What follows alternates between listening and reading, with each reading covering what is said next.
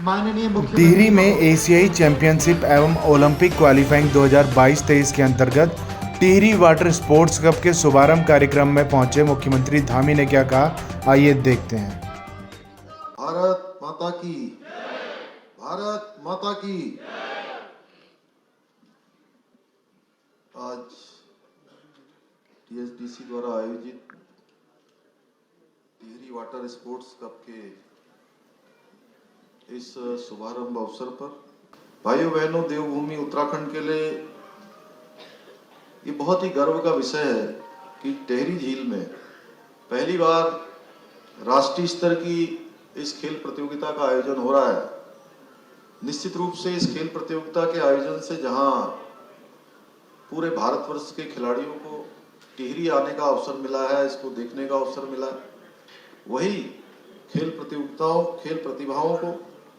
आगे जाने का भी एक बड़ा अवसर टिहरी की इस भूमि से प्राप्त हो रहा है। और मैं हमेशा से मानता हूं कि खेल किसी भी व्यक्ति के चहुमुखी विकास के लिए, उसके मानसिक विकास के लिए, शारीरिक विकास के लिए और समयबद्धता, धैर्य, अनुशासन व समूह में जो कार्य करने की प्रेरणा है वो खेलों से हमें मिलती है। खेलों में जब हम गिरते हैं, उठते हैं, पीछे रह जाते हैं, फिर आगे आते हैं, कभी हारते हैं, कभी जीतते हैं, ये जीवन जीने की एक कला भी, जीवन में आगे बढ़ने की कला भी, जीवन में साम्य बनाने की कला भी, जीवन में समन्वय बनाने का, जीवन में संतुलन बनाने का, ये सारा माध्यम हमको खेल के माध्यम से प्राप्त होता है। भाइयों बहनों, आज हमारे देश के प्रधानमंत्री मोदी जी के नेतृत्व में समृद्ध खेल संस्कृति का विकास हो रहा है, जिसका प्रमाण हाल के दिनों में हमारे खिलाड़ियों द्वारा अंतर्राष्ट्रीय स्तर पर खेल का कोई भी मैदान हो, खेल की कोई भी प्रतियोगिता हो, हर प्रतियोगिता में भारत के खिलाड़ियों ने अपने प्रदर्शन से लोहा मनवाया है, भारत के तिरंगे को हर खेल के मैदान में फहराने का काम किया है। क्योंकि इसके पीछे जहां खेल प्रतिभागियों को, खेल प्रतियोगिता में भाग लेने वाले खिलाड़ियों को माननीय प्रधानमंत्री जी के द्वारा स्वयं उनका प्रोत्साहन किया जाता है। कोई खिलाड़ी खेलने जाते हैं तो खेलने जाने वाले खिलाड़ियों से वो बात करते हैं, उनके दल से मिलते हैं, खेलने के बाद पदक जीतते हैं तो फिर से उनसे बात करते हैं, बधाई देते हैं, उनसे आत्मीय व्यवहार, स्नेहपूर्ण व्यवहार, आशीर्वाद प्रदान करते हैं। वहीं अगर कोई खिलाड़ी या कोई टीम हमारी थोड़ा पीछे रह जाती है या पदक नहीं भी प्राप्त कर पाती है तो भी उनसे बात करते हैं, उनका प्रोत्साहन करते हैं। इसी के कारण से आज हमारे खिलाड़ी हर क्षेत्र में ऐतिहासिक प्रदर्शन कर रहे हैं और अंतर्राष्ट्रीय स्तर पर हमारे खिलाड़ियों के द्वारा न केवल अपना और अपने परिवार का नाम रोशन कर रहे हैं, बल्कि वह हमारे देश का और जिन प्रदेशों से आते हैं उन सभी का नाम रोशन करने का काम करते हैं। और आज के इस प्रदर्शन में भी जो लोग यहाँ से जाएंगे, वो मुझे बताया गया है कि वो सारे के सारे देश की तरफ से जो है प्रतिभाग करेंगे। भाइयों बहनों, ये हमारा सौभाग्य है कि प्रधानमंत्री मोदी जी के मार्गदर्शन में आज उत्तराखंड की युवा पीढ़ी भी संपूर्ण विश्व को अपनी प्रतिभा से परिचित करा रही है, कहीं ना कहीं अपनी प्रतिभाओं को आगे बढ़ा रही है, प्रतिभाओं के विकास और संवर्धन में अपना योगदान हर प्रकार से दे रही है। उत्तराखंड के भी हमारे अनेकों खिलाड़ी हैं जिन्होंने आज विभिन्न विभिन्न खेलों में राष्ट्रीय और अंतर्राष्ट्रीय स्तर पर प्रदेश और देश का नाम रोशन किया है, प्रदेश और देश के नाम को आगे बढ़ाने का काम किया है। इसी सबको देखते हुए जहां हमने एक नई खेल नीति हम लेकर आए हैं, वहीं दूसरी ओर हमने नौकरियों में भी फिर से खेल कोटा प्रारंभ करने का भी संकल्प लिया है कि निकट भविष्य में हम खेल कोटा प्रारंभ करेंगे। भाइयों बहनों, मैं एक बात आपसे कहना चाहता हूं कि चूंकि जब हम नई खेल नीति लेकर आए थे तो उसमें हमने बहुत सोचा है, बहुत विचारा है, बहुत मंथन के बाद हमने नई खेल नीति 2021 में लेकर आए। उसके पीछे हमारा हेतु है कि ऐसे बच्चे ऐसे खिलाड़ी जिनके अंदर योग्यता है, क्षमता है, प्रतिभा है, लेकिन कई बार ऐसा देखने में आया, डीके सिंह जी हमारे इस मंच पर हैं, और मैं देखता हूँ बहुत सारे ऐसे बच्चे जिनके अंदर बहुत सारी प्रतिभाएं होती हैं, लेकिन कई बार सुविधाएं न होने के कारण से, साधन न होने के कारण से वो पीछे रह जाते हैं। जब किसी राष्ट्रीय और अंतर्राष्ट्रीय प्रतियोगिता में उन पदक प्राप्त कर लेते हैं तो उनको पारितोषिक देने वालों की, प्रोत्साहन करने वालों की, सम्मान करने वालों की एक लंबी श्रृंखला खड़ी हो जाती है। वो तब होती है जब वो अच्छा प्रदर्शन कर लेते हैं, उसके बाद उनके लिए जो अभाव होता है वो अभाव उनका समाप्त हो जाता है। लेकिन सच मानिए तो आवश्यकता उनको तब होती है जब वो खेलने जाते हैं। खेलने जाने के लिए उनको अच्छा जो पौष्टिक भोजन है वो भोजन मिले, उनको खेलने जाने के लिए साधन मिले, रहने का साधन मिले। तो हमने नई खेल नीति में इन सब पर विचार किया है, इन सब का प्रावधान किया है कि आने वाले समय में कोई भी जो खिलाड़ी गरीब माँ बाप का बेटा होगा, उसके अंदर प्रतिभा होगी, योग्यता होगी, क्षमता होगी, उसका जो है पूरी तरह से सरकार उसका प्रोत्साहन करेगी। मैं आज टीएचडीसी द्वारा आयोजित ये जो हमारा खेल यहाँ पर अनूठे खेल कार्यक्रम के माध्यम से, जहाँ एक और राज्य के युवाओं को अपनी प्रतिभा का प्रदर्शन करने का अवसर प्राप्त होगा, वहीं इस प्रकार की प्रतियोगिताओं के द्वारा जो हमारा टीएचडीसी एक बड़ा उपक्रम, इसके साथ हमने बहुत सारे अभी जेबीबी किया है, उत्तराखंड की सरकार मिलकर ज्वाइंट वेंचर में आगे काम को बढ़ा रही है, जहाँ ऊर्जा के क्षेत्र में काम कर रहा है। और हमारे प्रदेश की जो अवधारणा थी कि ऊर्जा प्रदेश बनेगा, पर्यटन आधारित प्रदेश बनेगा, उस क्षेत्र में जहाँ 2200 करोड़ रुपए की योजना निकट भविष्य में जल्द ही धरातल पर उतरने वाली है, जल्दी ही उस पर काम शुरू होने वाला है, वहीं इस प्रकार की खेल प्रतियोगिताओं से पर्यटन के क्षेत्र में भी विकास के बहुत सारे अवसर पैदा होंगे। पर्यटन के विकास में भी एक, मैं कहूँगा कि एक कदम हम आगे बढ़ेंगे। इसके लिए मैं टीएचडीसी लिमिटेड और उसके सभी अधिकारियों को यहाँ पे मैं विशेष रूप से साधुवाद देता हूँ। और अभी आदरणीय माननीय मंत्री जी से मैंने अनुरोध भी किया है कि हमारा जो ये डेस्टिनेशन है, ये वास्तव में एक बहुत शानदार डेस्टिनेशन है, और इस प्रकार का डेस्टिनेशन जल्दी से कहीं मिलता नहीं है। इतनी बड़ी झील, इतना शांत, चारों तरफ पर्वतों की श्रृंखलाएं, वनों से आच्छादित। तो यहाँ पर कुछ विशेष रूप से कुछ हम क्या यहाँ पर कर सकते हैं, खेल के क्षेत्र में कर सकते हैं या कुछ देखकर, तो मैंने माननीय मंत्री जी से अनुरोध किया है। और उन्होंने, चूंकि माननीय मंत्री जी का स्वभाव ऐसा है, मैं आपको बताऊं कि पिछले साल जब आपदा आई थी तो मैं इसका उल्लेख करना चाहता हूँ। मैंने आपको एक बार आपदा के समय में केवल फोन किया था,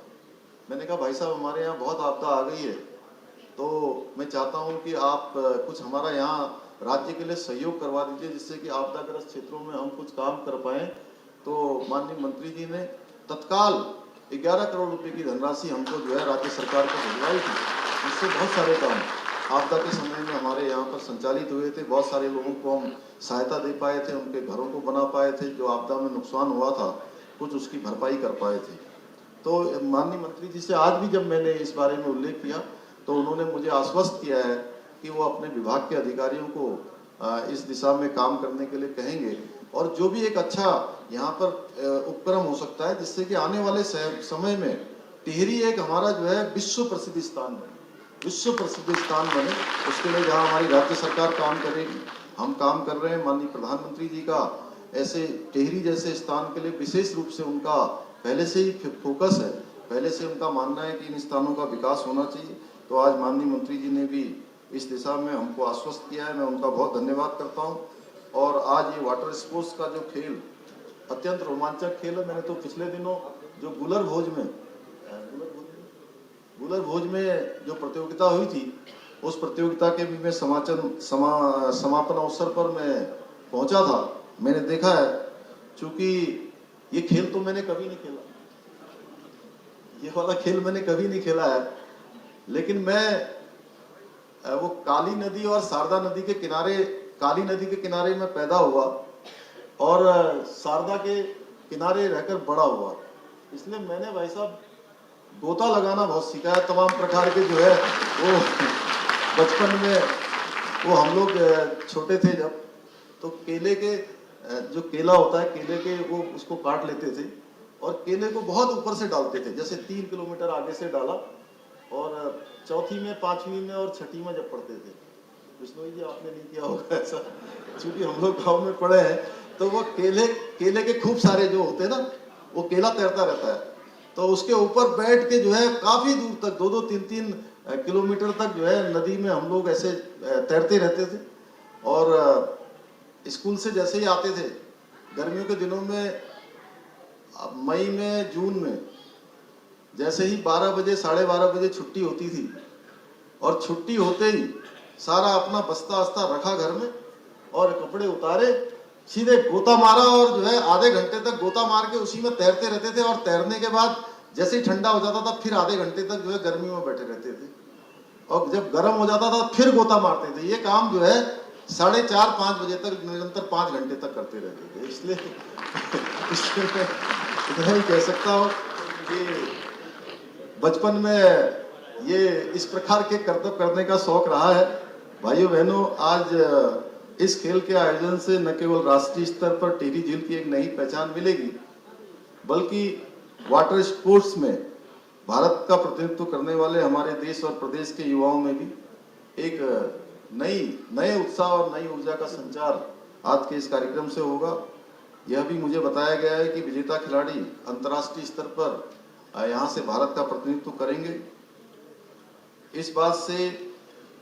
कि यहाँ से ये कितनी महत्वपूर्ण प्रतियोगिता है, इसको भली भांति समझा जा सकता है। भाइयों बहनों, एक समय था जब राज्य के दुर्गम क्षेत्रों में आमतौर पर जो रोजमर्रा की आवश्यक चीजें होती हैं, व्यवस्थाएं होती हैं, वो भी पूरी नहीं हो पाती थी। आज हमारे यहाँ इस प्रकार के खेलों का आयोजन हो रहा है, जिसके कारण से युवाओं को बेहतर भविष्य से